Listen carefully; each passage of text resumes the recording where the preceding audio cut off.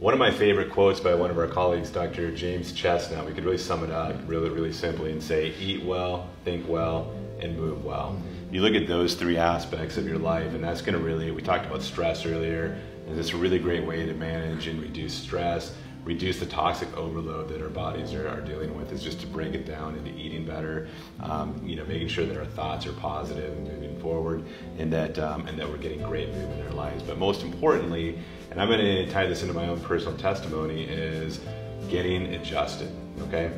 As a child, I used to have extremely bad seasonal allergies and hay fever. I would go into sneezing fits, the whole snotted up things. I couldn't even see out of my eyes. They were so wet from it. It would happen every year during harvest time for about 3 to 4 weeks, and it was just pretty intense. It would be pretty unbearable at times.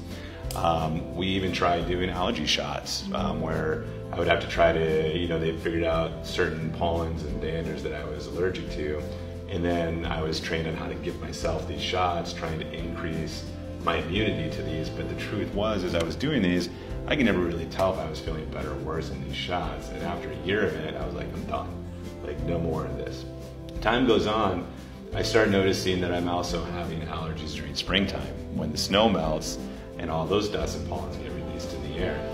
So at a certain point in my life, something changed. I started getting adjusted.